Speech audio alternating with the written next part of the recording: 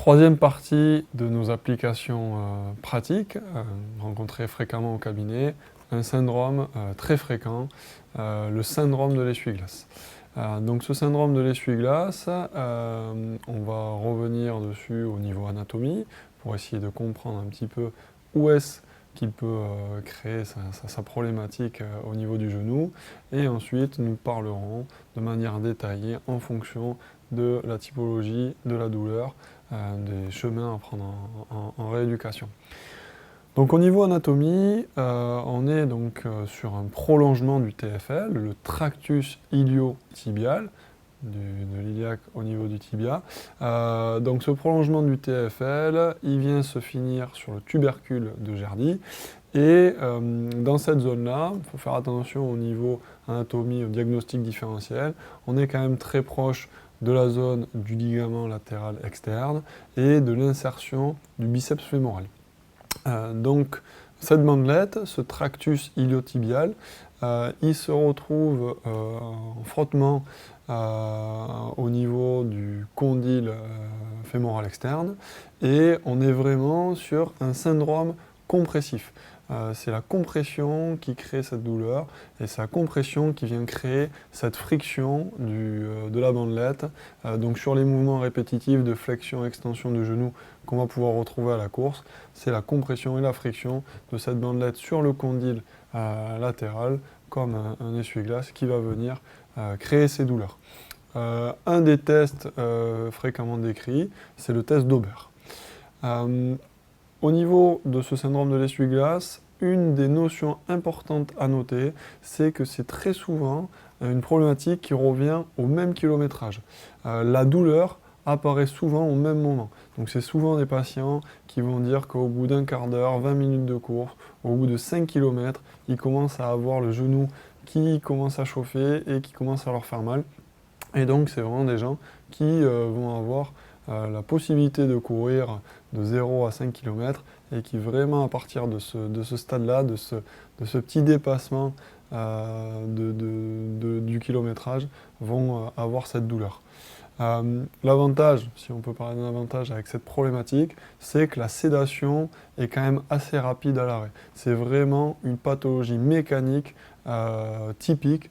Il y a vraiment beaucoup de problématiques mécaniques à ce niveau-là, car c'est vraiment le phénomène de compression qui crée la douleur et l'arrêt qui le soulage. On retrouve très souvent des problématiques de chaussage au niveau des problématiques du syndrome de l'essuie-glace. Très souvent, un mauvais chaussage ou un changement de chaussage inadapté crée des tensions au niveau de la bandelette. Et on retrouve également ça énormément dans les clubs de sport, notamment collectifs, en début de saison ou à la trêve hivernale, où les joueurs qui n'ont pas fait grand-chose pendant l'été vont se retrouver à courir de manière assez intense pour la préparation physique, pas forcément sur des terrains adaptés, puisque parfois on tourne autour du terrain ou on va dans des sentiers un petit peu non adaptés. Et aussi, ça va être des joueurs qui vont pas forcément être bien chaussés, parce que le running n'est pas leur sport de prédilection, sauf que pour leur période de préparation de 6-8 semaines, ils vont courir énormément pour faire leur préparation. Et donc parfois, les chaussures ne sont même pas des chaussures de course, ça va être les chaussures pour lesquelles on utilise le jardinage. Et donc ce mauvais chaussage, ce début de saison est souvent source d'apparition de cette pathologie.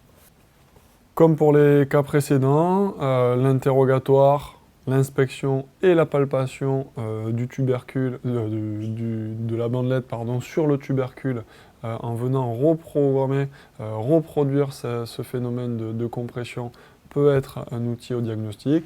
Donc le test qui est assez parlant, c'est vraiment de comprimer le tractus sur le condyle fémoral externe et d'effectuer des mouvements de flexion-extension répétés pour savoir si on obtient la symptomatologie de mon patient. Car c'est vraiment une symptomatologie très précise, la personne est capable de montrer avec son doigt exactement la zone de la douleur.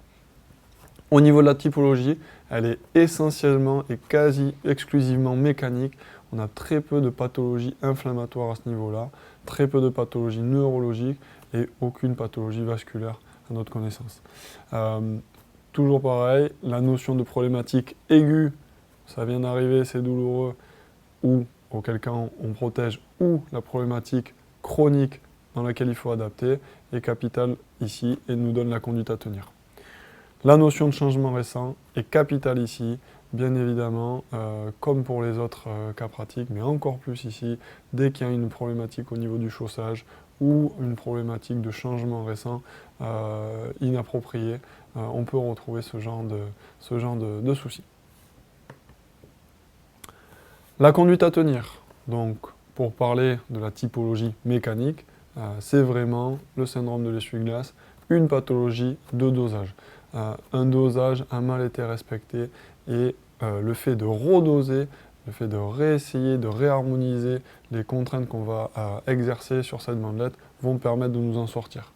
Donc si nous sommes en phase aiguë, la désensibilisation par rouleau de massage semble être un bon outil de manière quotidienne et de manière personnelle par les patients. Et par contre, il faut faire attention, cette désensibilisation par rouleau de massage est à faire plutôt dans la partie haute du tractus, étant donné le caractère compressif que peut avoir cette pathologie. Donc si on vient travailler avec notre foam roll sur la zone de compression et qu'on majeure la compression, ça peut avoir l'effet inverse. Donc la désensibilisation du tractus se fait plutôt sur la partie haute et moyenne de cette zone anatomique. Les massages, le myotensif de la région du bassin et de la hanche sont bien évidemment les bienvenus. La thérapie manuelle également, surtout au niveau de la hanche et du genou ici, la cheville et du pied bien évidemment également. Les sports en décharge sont généralement possibles. Toujours pareil, il faut individualiser nos traitements et donc être à l'écoute des réponses de notre corps si on propose à notre patient de faire un petit peu de vélo, étant donné la répétition des flexions-extensions. Mais la notion d'impact est moins présente ici, donc normalement les sports en décharge sont plutôt bien tolérés, même en phase aiguë. En vue de la future reprise de course à pied, on identifie les changements récents, car très souvent, dans cette problématique-là, il y en a un. Si on est sur une problématique chronique, toujours sur notre typologie mécanique, on est donc toujours vraiment dans la pathologie reine du dosage. Donc si on est sur du chronique, il faut vraiment rentrer dedans, comme on a pu voir au niveau du tendon d'Achille, et il faut adapter, il faut créer de l'adaptation tissulaire. La place des ondes de choc, point d'interrogation, est-ce que c'est une zone où on utilise beaucoup les ondes de choc, ou plutôt les illustrations? En attendant, voilà, si vous estimez qu'il faut créer du catabolisme sur une problématique chronique, ça peut être envisagé et il faut analyser les réponses qu'on va avoir les patients. Ceci dit, les massages profonds, le MTP a aussi bien évidemment toute sa place. Le travail facial pour désensibilisation de la bandelette est important aussi. Donc tout ce qui va être travail en crochetage, travail en ventouse semble donner de bons résultats pour vraiment diminuer cette tension. Les automassages quotidiens, les trigger points semblent aussi adéquats. Toujours pareil, comme dans la problématique aiguë, la thérapie manuelle, essentiellement du bassin, de la hanche et du genou, pour libérer les zones de restriction de mobilité semble important. Le travail des mouvements mineurs sur les articulations concernées et la cheville et le pied sont bien évidemment faisables aussi. En termes de renforcement, très souvent, il faut avoir une bonne motricité et un bon contrôle moteur, que ce soit dans le plan sagittal ou dans le plan frontal, ou dans le plan frontal. Donc le renforcement des muscles fessiers, le gainage va avoir toute son importance et nous verrons en application vidéo le contrôle du valgus et du varus en appui. Donc c'est vraiment des exercices qui peuvent être assez vastes, assez larges, mais travailler sur l'excentrique en charge de notre quadriceps en ayant un bon contrôle moteur, en ayant un bon contrôle de mon valgus ou de mon varus dynamique, ça semble important pour créer de bonnes adaptations au niveau de cette pathologie et donc nous le verrons sur quelques applications cliniques au cabinet. En vue des exercices et de la reprise de la course à pied, la quantification du stress mécanique, l'individualisation du traitement prime Et donc le programme individualisé sur 2, 4, 6 à 8 semaines semble bien adapté et bien toléré par les patients. Voyons maintenant les applications pratiques pour travailler sur un renforcement de genou avec pour idée d'avoir un contrôle moteur, un contrôle essentiellement contre le mouvement de valgus ou de varus et un travail excentrique, donc en charge des quadriceps. Nous allons voir 3 exercices enchaînés qui se ressemblent mais qui sont différents dans la manière de faire, qui pourront vous permettre dès à présent de pouvoir proposer de nouvelles choses à vos patients en cabinet. Premier exercice, un pied sur une box. Je vais demander à Manon de monter fort sur sa jambe. Et surtout, qu'elle gère la phase de retour en contrôlant bien son genou. Vas-y, descends, freine la descente, contrôle bien ton genou, fais attention à ce que ton genou ne parte pas à l'intérieur. Descends, descends, descends, descends, descends. Et tu relâches. Donc cet exercice peut être proposé sur des séries de 8 à 15 répétitions. Deuxième exemple d'exercice pour le contrôle moteur du genou, le squat sur une jambe, toujours sur une box. Je vais demander à Manon de descendre sur sa jambe droite en contrôlant et en veillant à ce que son genou ne parte pas à l'intérieur. Vas-y, descends, descends, descends, descends, descends le plus possible, descends, descends, descends, descends, descends, descends, descends. Top, tu remontes. On recommence. Cet exercice peut être à nouveau proposé sur des séries de 8 à 15 répétitions. Et nous pouvons le faire avec le poids du corps ou en chargeant, soit par un gilet lesté, soit ici par un kettlebell de 15 kg. Ok. Trouve ton équilibre. Descends sur ta jambe. Bien évidemment, plus la charge augmente, plus le nombre de répétitions peut être diminué. Parfait. Troisième idée d'exercice pour travailler le contrôle moteur et le travail excentrique en charge. Un exercice où je vais demander à ma patiente de venir s'asseoir sur la box. Alors là, elle est lestée d'un kettlebell de 15 kg. Vas-y maintenant, mets-toi sur ton pied. Freine ta descente, baisse tes fesses comme si tu voulais t'asseoir, contrôle ton genou, contrôle encore, descends, descends, descends, descends, descends, descends, top, tu remontes. Nous pouvons proposer des séries de 8 à 15 répétitions à nouveau et nous allons maintenant montrer qu'est-ce qu'il ne faut pas faire. Donc maintenant on va simuler le genou qui part en valgus.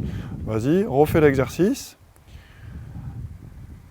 Et là voilà, ce genre de déséquilibre-là serait un motif de mauvaise exécution de l'exercice et donc il faudrait le corriger.